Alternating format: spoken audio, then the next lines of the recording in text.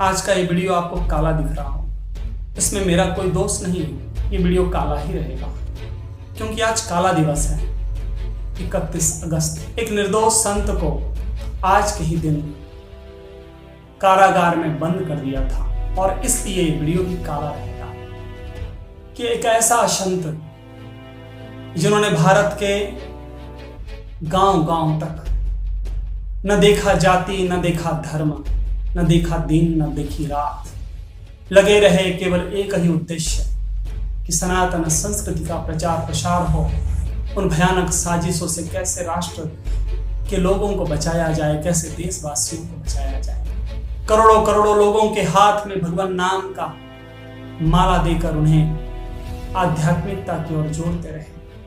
विधर्मियों को यह प्रयत्न उनका रास नहीं आया, उनका यह अभियान रास नहीं आया और सबने मिलकर एक बहुत बड़ी साजिश रची। एक नाबालिग कहे जाने वाली कन्या को खड़ा करके उस संत के ऊपर आरोप पे आरोप मढ़ दिए गए। मीडिया, पुलिस प्रशासन, न्यायपालिका, राजतंत्र सब एक हो गए। इसलिए आज का ये वीडियो काला है। क्षमा चाहता हूं, आज का ये वीडियो आपको काला दिख रहा हो। क्या करें, इसमें मेरा कोई दोष नहीं है। ये वीडियो काला ही रहेगा क्योंकि आज काला दिवस है। 31 अगस्त एक निर्दोष संत को भारत के न्याय तंत्र ने दोषी साबित करके आज के ही दिन कारागार में बंद कर दिया था। इसलिए आज ही काला दिवस है और इसलिए वीडियो भी काला रहेगा।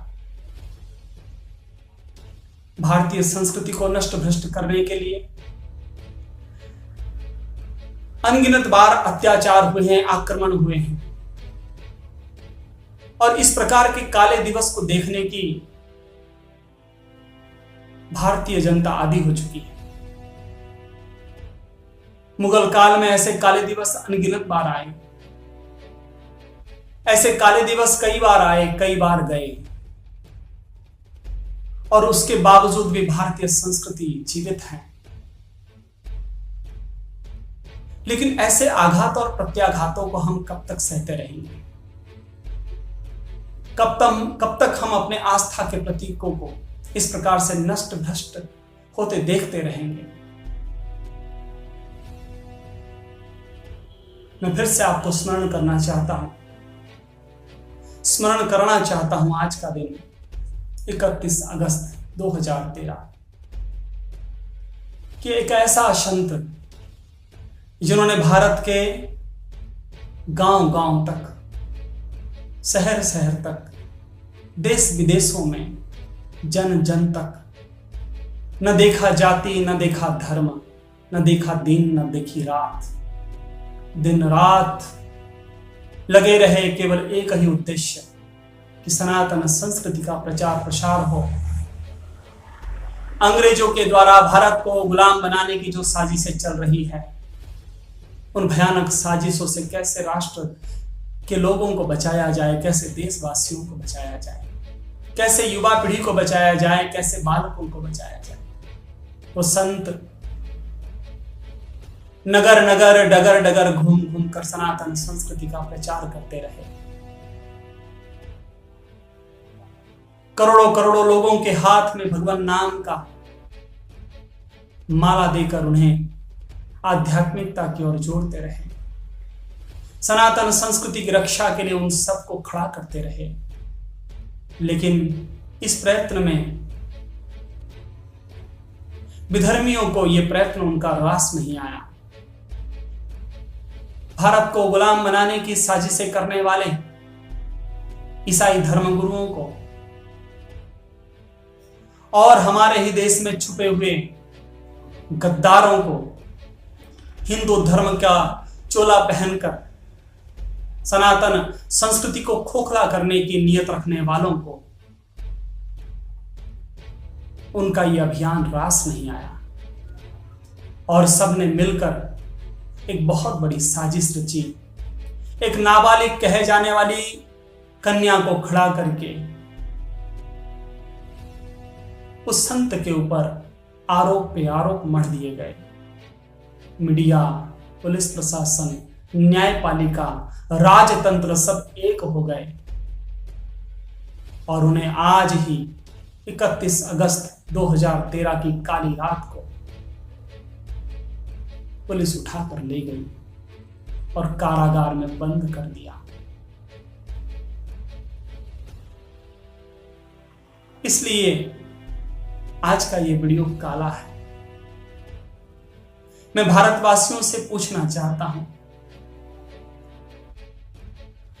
करोड़ों लोगों का मांस छुड़ाना, करोड़ों लोगों के जीवन से व्यसन छुड़ाना, करोड़ों लोगों के जीवन को शराब मुक्त बनाना, संयमी बनाना, सदाचार बनाना, क्या यह अपराध है? आखिर क्यों एक संत, एक निरपराध संत को इस प्रकार की सजा दी जा रही है? क्या ये लोकतंत्र है? नहीं, ये लोकतंत्र नहीं हो सकता। ये तो बिल्कुल अन्याय तंत्र है, अधर्म तंत्र है।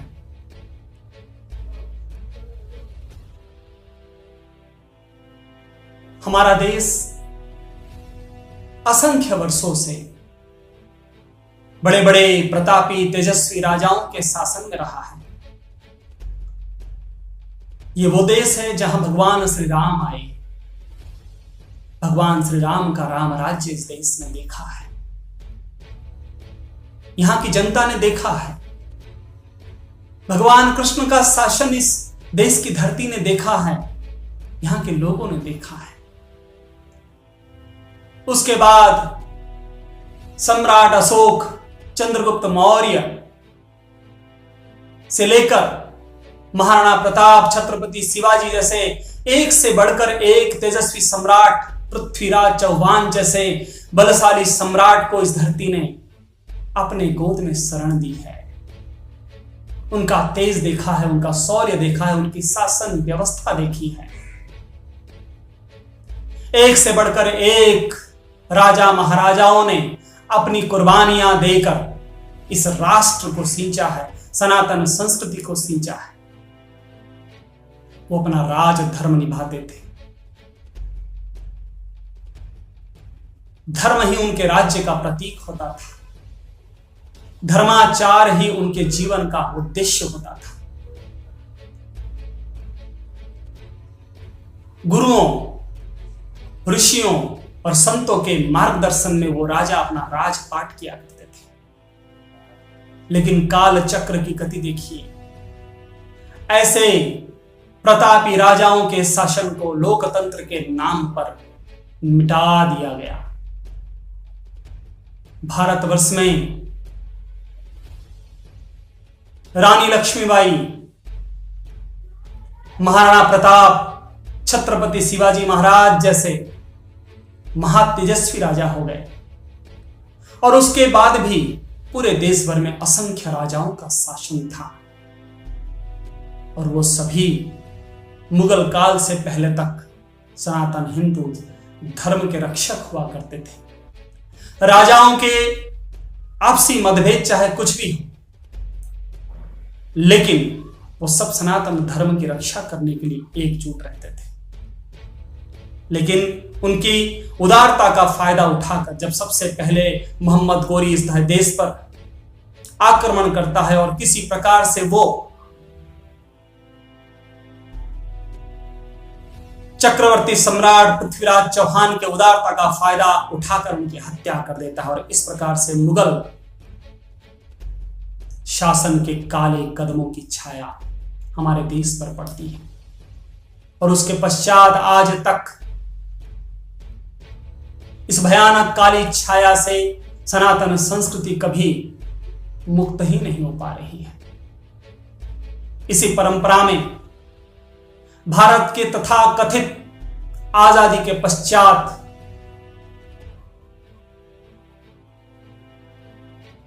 राजतंत्र को खत्म करके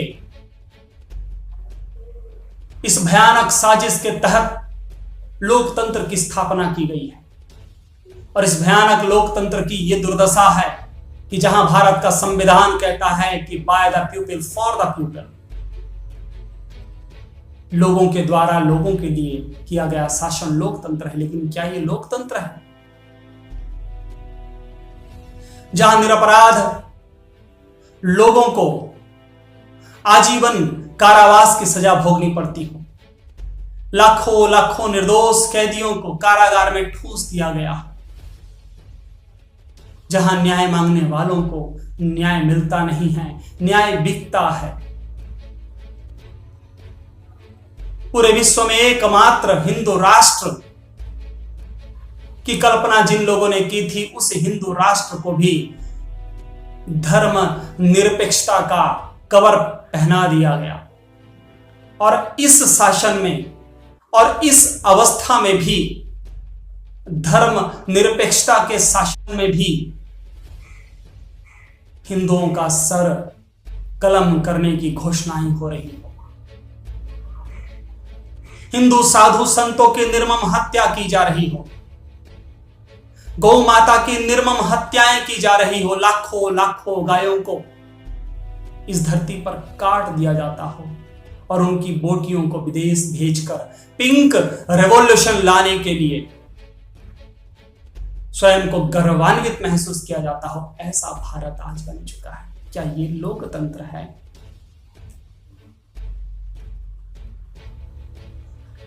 इकतीस अगस्त 2013 की भयानक काली रात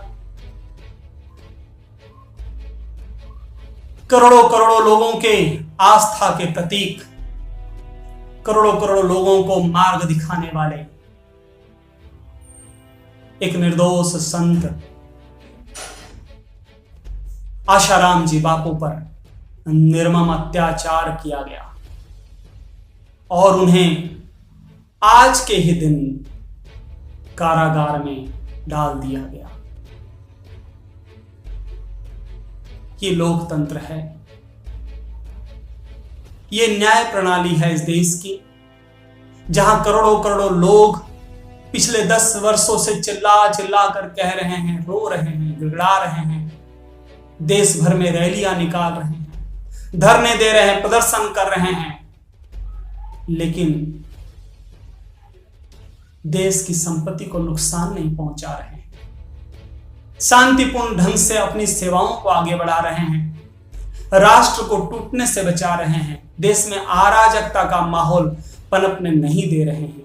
ऐसे संत के करोड़ों भक्त चिल्ला रहे हैं कि बापूजी निर्दोष हैं, बापूजी निर्दोष है, उन्हें मुक्त करो, लेकिन सुनने वाला कोई नहीं। ऐसे भयानक माहौल में आज हिंदू अपना जीवन गुजार रहा है। पता नहीं भारत को किस ओर ले जाया जा रहा है लोकतंत्र के नाम पर। इससे तो राजतंत्र ही क्या ही बुरा था। चाहे कैसा भी हो, भारत तब सोने की चिड़िया होता था, तब ऐसा लोकतंत्र नहीं था, तब तो राजतंत्र था। राजा आपस में प्रतिद्वंदिता रहती थी राजाओं में कि किसके शासन में लोग ज्यादा खुशहाल हैं। ऐसा हमारा भारत था। 1832 से 35 तक ब्रिटिश नागरिक टीबी मैकॉले जब भारत आता है और भारत का अध्ययन करने के बाद जब वो ब्रिटेन के पार्लियामेंट में रखता है अपना भाषण, 2 फरवरी 1835 का आप स्टेटमेंट उसका गूगल में सर्च करके देख सकते हैं कि उस समय भारत की महानता के बारे में वो क्या कहता है कि मैंने पूर्व से पश्चिम तक, उत्तर से दक्षिण तक, गांव गांव मैंने भारत को घुमा, देखा, अनुभव किया, लेकिन आश्चर्य, इस देश में एक भी चोर नहीं, एक भी भिखारी नहीं, एक भी कमजोर व्यक्ति नहीं।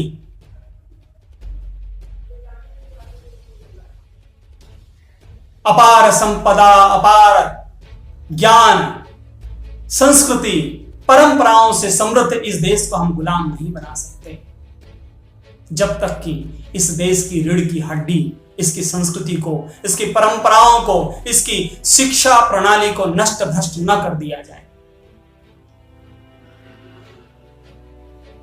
और फिर प्रारंभ होता है भारत को गुलाम बनाने का एक भयानक षड्यंत्र, और उसी षड्यंत्र के शिकार हैं संत श्री आसाराम जी बापू।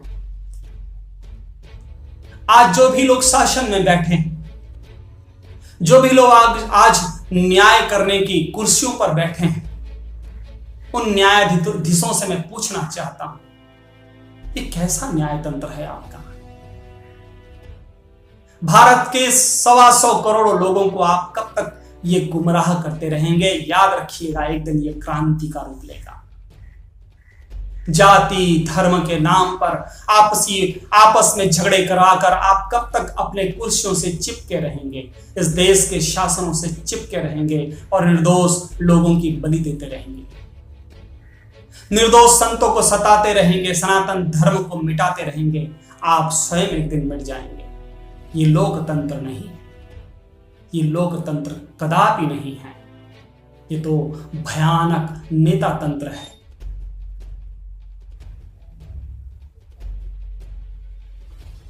आज 31 अगस्त 2022 एक निर्दोष संत को कारागार में रखे हुए 10 वर्ष बीत रहे हैं। आज के दिन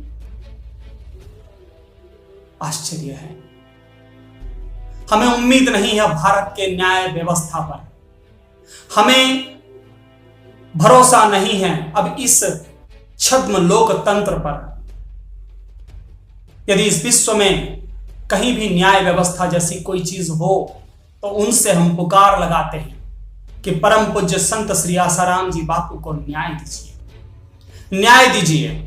हम चाहते हैं कि बापू जी का मामला अंतरराष्ट्रीय स्तर पर, अंतरराष्ट्रीय अदालतों में ले जाया जाए कि किस तरह से भारत की दूषित न्याय प्रणाली, भारत का तथा कथित न्याय तंत्र किस तरह से एक निर्दोष संत को सता रहा है पिछले 10 वर्षों से।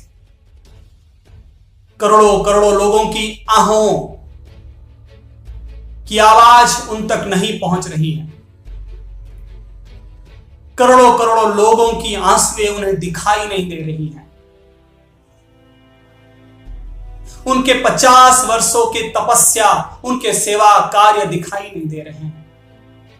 सनातन धर्म के लिए उनका उत्सर्ग, उनका बलिदान उनको दिखाई नहीं दे रहा है। धिक्कार है ऐसी न्याय व्यवस्था पर, धिक्कार है ऐसे लोकतंत्र पर। हमें ऐसा लोकतंत्र नहीं चाहिए जहां निर्दोष लाखों लाखों लोगों को कैदियों के रूप में जेलों में सड़ने के लिए छोड़ दिया जाता है और बड़े बड़े नेताओं को, अपराधियों को कारागार से मुक्त करके चुनाव लड़ाया जाता है। ये लोकतंत्र है, ये लोकतंत्र नहीं हो सकता।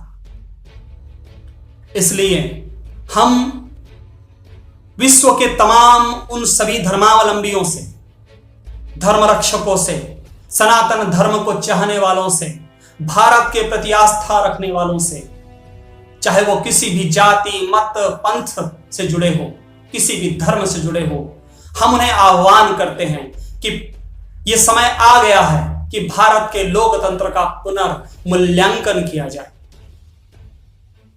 और परम पूज्य संत श्री आसाराम जी बापू का केस अंतरराष्ट्रीय अदालतों में ले जाया जाए ताकि भारत के न्याय तंत्र के साजिशों का खुलासा हो और अंतरराष्ट्रीय स्तर पर बापूजी के केस को अच्छे से विद्वानों के द्वारा समझा जाए